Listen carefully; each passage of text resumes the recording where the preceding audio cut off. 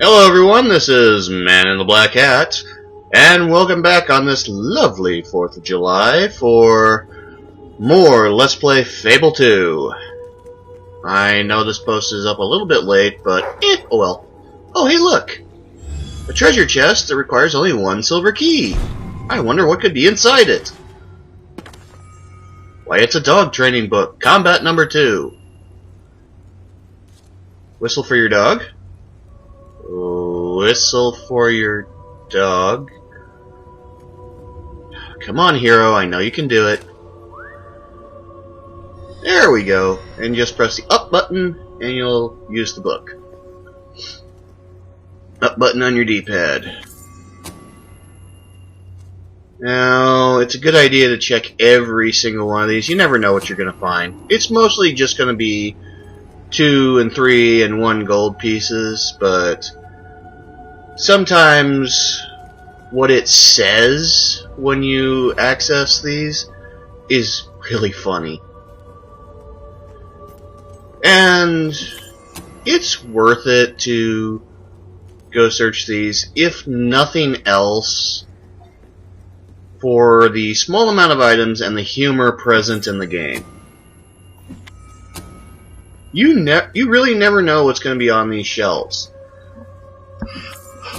I've found rare books. I've found small amounts of gold. I've found all sorts of things. I think I even found a potion once or twice. So, it doesn't really matter. A lot of these are just here for background decoration and to give you a laugh or two. But still very much worth it. Now, obviously, any bookshelf that is on its side is no bueno. You're not going to find anything on it. You're not even going to be able to search it.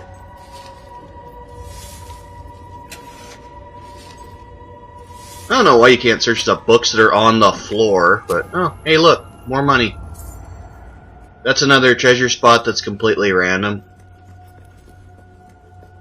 It scales with level, so whatever you find in there is based on a tier based on your level of ability. Let's say your highest level is level 3. Then you would be getting tier 3 items from random treasure chests and dig spots. Hello, Jasper here again. I believe that amazing device is what is known as a flit switch. However, on the subject of amazing things, you will not believe what I have just found in the sanctuary. You should come back as soon as you possibly can. This sanctuary contains an armory, within which there are some truly remarkable weapons, heroic weapons, which your father left for you. This way, please. Now, admittedly, these weapons don't appear particularly impressive yet. However, according to the book, they actually change as you use them, becoming more deadly and developing fantastic properties. They are living weapons, and the way in which you fight with them determines how they evolve.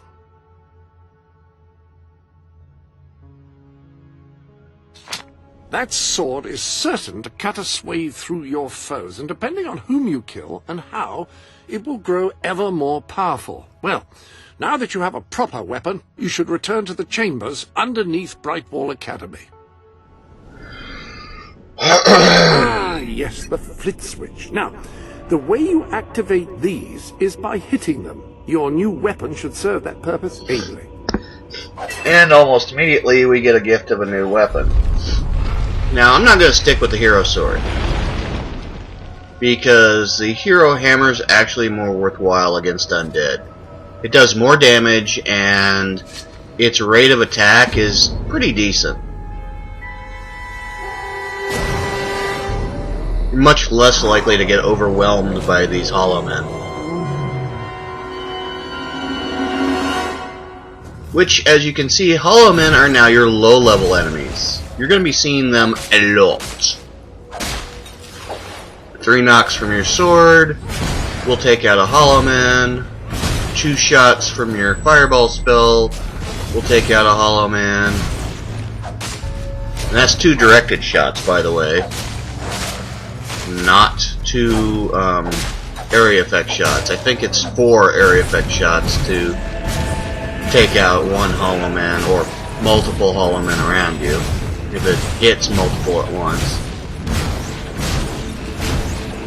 Now, the interesting change from Fable 2 to Fable 3.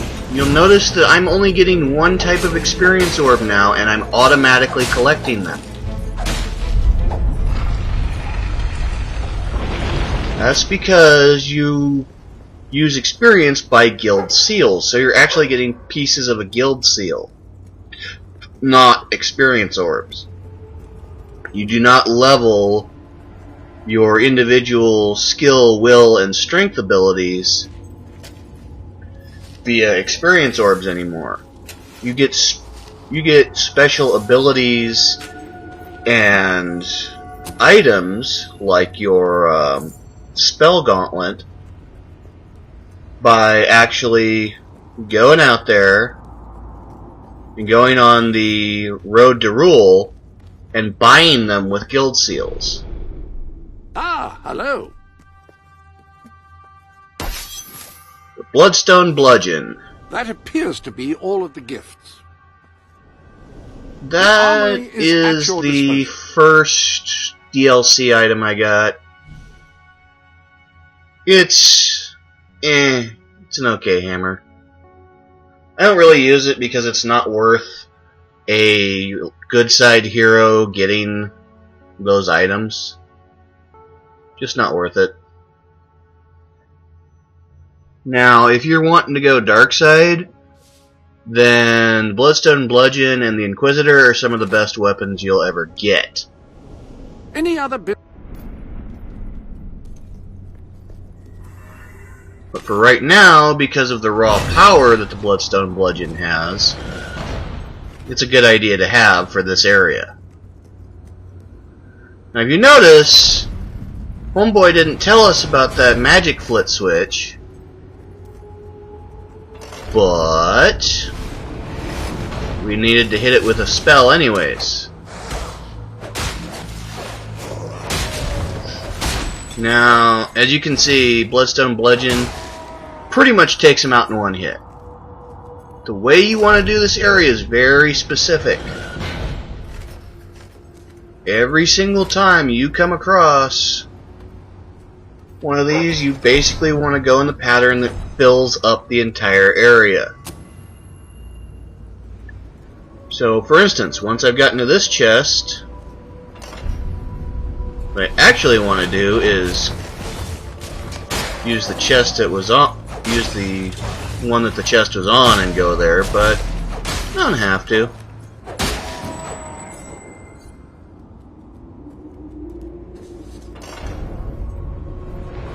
But it's a better idea. Your goal is to get all 4 chests in this area, which I skipped one, and it's up above where I just came into that area, so just for your own reference, take an immediate right once you got up the staircase. And as you can see, if you miss one, it's okay. Your main goal is to get the front 3 up here. It's important, believe it or not. You will be pretty much constantly attacked by these low-level Hollow Men throughout most of the game. I mean, you're not ever gonna see the end of these things. About the only time that you're not gonna see a Hollow Man in a major battle is the very final battle, where it's 99 if not 100% shadows.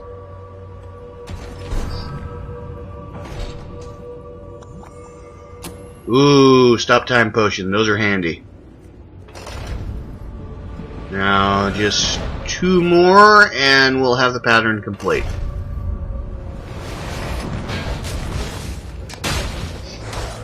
And doink, a doink. Doink! As you can see, the Bloodstone Bludgeon kills these things in one strike, which means that Hollow Men have 17 or less hit points. So you can pretty much tell how much a given enemy has in hit points by how fast they die from your weapon based on your strength score. Don't rush through this area too quickly. Believe it or not, there's actually a nice item you can get here. And it's right there. Little dive spot gets you an amethyst, or any other tier 0 item. Because you should still be tier 0. Now this one requires you to get a spell up, and then throw it at the door. Don't use an area spell, because it won't work otherwise. Now in this area, you can go through the Hollow Men first. As you can see, Hollow Men are no longer falling in one hit. These are higher tier Hollow Men. Now, if you kill enough Hollow Men, and you will in this area, your weapon, upon leveling up, yes, your weapons level up, will gain a bone hilt to it. These are purely cosmetic changes to the hero weapons, so it doesn't really affect how they perform. It just affects how they look, which is nice. There is a chest to the left, which I'm going to skip. You do come back here for another quest, so if you skip any chests, it's okay, you can come back and get them later. This area is easy to pass by if you don't know what it is. Light all the braziers, and then look behind you. That door is now open. And look, it's a silver key. Yay, silver key!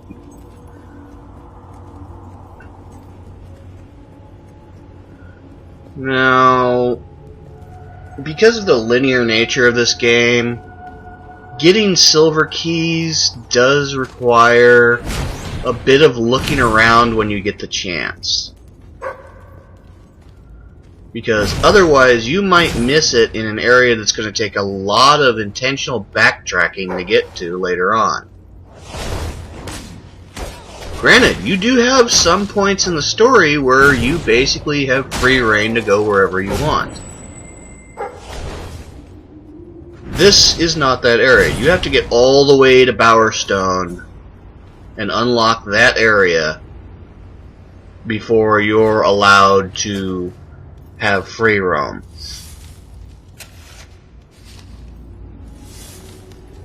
Within the Kingdom of Albion. You have to be on the throne to have free roam everywhere. Now, as you can see, the hammer is extremely useful against undead. I would recommend that your standard undead kit, whenever you go into an undead area, be a pistol, because you're going to be encountering undead up close, and a hammer. Or a very high level sword. You really want a hammer of decent level, or a very high level sword, whenever you get into an area with lots of undead. It just helps. The sword is much more useful against shadows, especially if it's specifically geared to go against evil creatures. I believe there's a sword later on called Avo's Tear that's in this game. I'm going to be trying to grab it because it's one of the best swords in the game. And it's behind a golden door. So that means I need to find at least one golden key.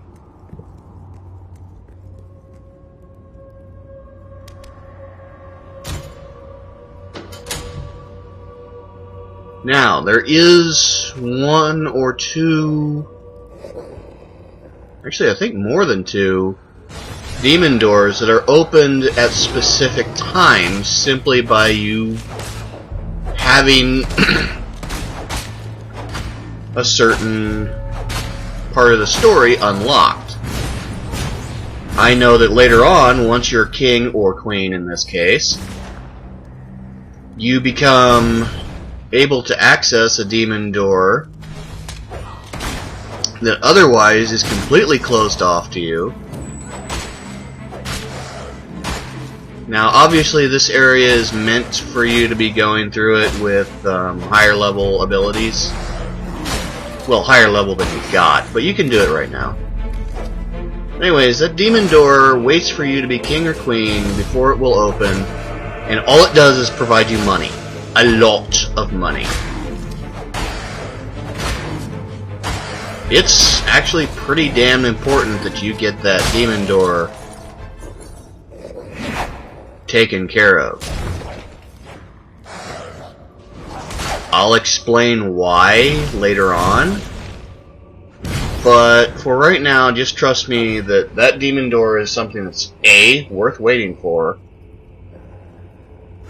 and B, important. Now, as you noticed, by killing all those hollow men and pulling on that lever, I've opened up a new area. I can't jump off there for some odd reason. But I can go over here and jump off. Now you might be thinking, I have to go all the way through that area all over again. Nope, you don't. Just pop that up. And off you go over here. What's the reward for going out of your way and doing this? A silver key. No, there's nothing in there. I've tried. It's worth it to have these silver keys because these silver chests do not scale with level. They always have a certain item in them. This is usually dependent on where the silver chest is. And demon doors or golden doors always have the same thing in them. Those never change. Oh, here we go. Ah, hello. Yes, you'll recall that I mentioned that flit switches require a knock from a melee weapon. Well, it seems that was only partially correct. According to the book, only blue switches require melee weapons. The red variety requires magic, and to activate yellow switches, you must shoot them with a firearm. Fortunately, that section of the book also indicated where some firearms were located, and these weapons, well, they must be seen to be believed. Please... Ah, so the weapons in question were also left for you by your father. They are in the armory. Like the sword and hammer, these astonishing weapons evolve over time as you use them, becoming ever more fearsome. They can cause more damage and achieve other incredible effects. The rifle. Marvelous. No one's going to get close to you if you don't want them to. The pistol will remain here should you wish to use it instead. In the meantime, experiment and see what incredible properties are waiting to be unlocked. Hammers are slow to swing. No, I prefer the rifle for a variety of reasons. Number one, the rifle's actually pretty powerful. I recommend, if you have the DLC for this game, immediately switch over to Gusket's Musket, which will take out Hollow Men in one shot. Because at this level of skill, you only have 2 shots every single time you use the A weapon. little something new has appeared in the Sanctuary shop. Care to have a look? And there it is, Gusket's musket. The armory is at your disposal. Pistols are less accurate than rifles, but are faster and more maneuverable. Even though this is an evil weapon, technically, it's a good idea to level some of these things because it's not that hard. Like Liquidator. No, not Liquidator. Well, yeah, Liquidator's okay. Just have the weapon equipped and kill so many human enemies, which is really easy to do once you start encountering mercenaries. A lot of the unlocks for the augments is just a simple case of having the weapon equipped and going and grinding enemies.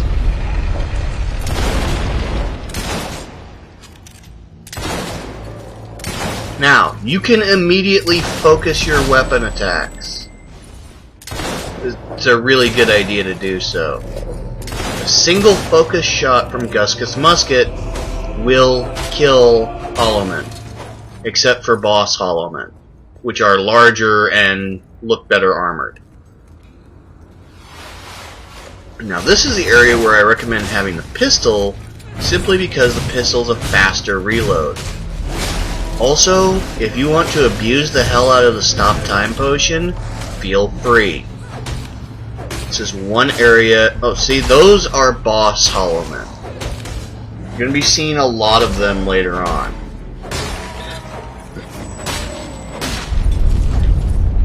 Now, don't go and get that treasure chest like I'm doing right now. It's risky. That's why. If you looked in the background. Slow time, and a third slow time. Slow time's really handy against pretty much any enemy. And it scales with your magic ability. So the higher level magic you have, the stronger the effects of the slow time potion. It's like the slow time spell from Fable 1 and 2. You just have a much more convenient version. You can go and buy it in any potion shop. I guess Garth was really smart at some point and decided to research how to make magical potions. That's my only explanation for it, because I don't think the hero of Bowerstone was able to think that up. Because the way you play it, the way you're supposed to play it, the hero of Bowerstone is actually pretty balanced between will, skill, and strength. And of course, the way I play it, my character is much more like Reaver in the effect that they're much more skilled in skill than will or strength. Though Reaver has completely forsook will and strength for mastery of skill. Oh, later on there's a silver key down there, so remember that when you come back here. But for now, let's take the MacGuffin of Fable 2. Take it as our own. Done well. Now, step into the light. There is much you need to know. Alright. So now we have fulfilled 1/3 of Sabine's request. We have captured the music box, which is actually somewhat important this time around. Congratulations, hero. Touching the guild seal was an indication of what you could become. Reaching the music box has proven what you already are. No one but a hero could have done it. You have begun to learn what powers you possess, and there is still greater potential within you. But you have only taken the first step in your journey. Albion is crying out for a revolution, and for someone to lead it. Winning supporters to your cause will be hard, Leading them against Logan will be an even greater challenge, but it's one you must accomplish. I'll make him pay for what he did. This is not a matter of personal vengeance. As long as your brother sits on the throne, Albion is in great danger. Open the music box. It will show you the truth. Okay, now the interesting thing is some of these things actually mirror Fable 1 missions. You'll see in a bit. In fact, you'll probably see next episode. This is my Albion.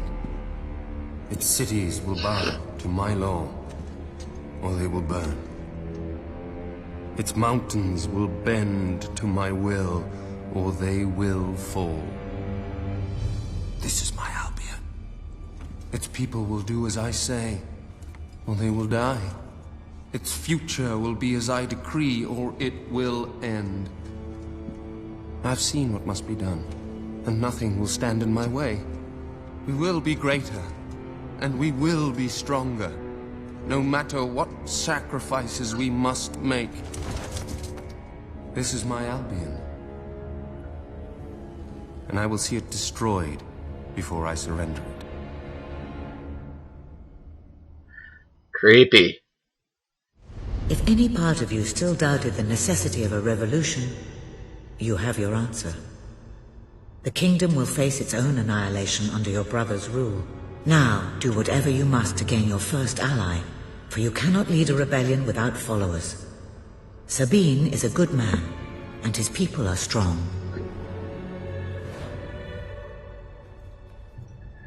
Okay, go through this area. Now, if you were light side hero, your hero statue appears on the left. If you were dark side hero, it appears on the right.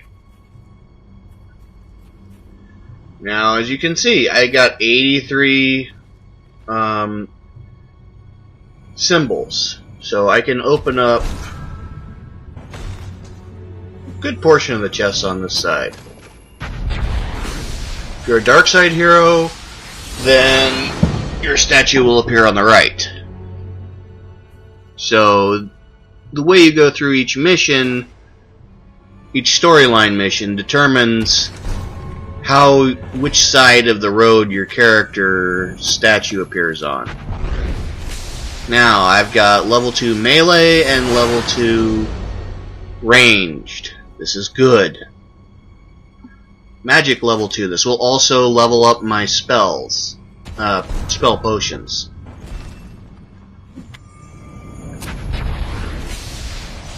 Now, unfortunately, to get every chest on the road to rule, and I probably will, just because I want to, I'm going to have to do a lot of off-screen grinding. Landlord pack. Good one to have. There's another pack later on that allows you to get businesses, which will really rake in the dough. Friendship pack. Nice to have. It replaces your basic handshake. Die pack. I like getting the die packs because it allows more customization of my character, which I like. Needless to say, I'm not going to stick with the Highlander outfit, but for now it looks nice. Okay. Loading, loading, loading, loading now. Loading, You've amassed enough money to loading. buy a house. Houses are excellent investments. Besides, you'll need somewhere to live if you meet that special someone. Blessed index cards. You made it. This is cause for great rejoicing. Albion has a hero again. Anyways, this is Man in the Black I can be Hat, of assistance. and I I will will see you be next time honored for to more serve you. Let's Play Fable 3. I knew you would succeed, madam. You now Later. have proof positive of your heroic status. And I believe Walter has made some progress with the mercenary problem. He is waiting for you outside the local tavern. Let the good times roll.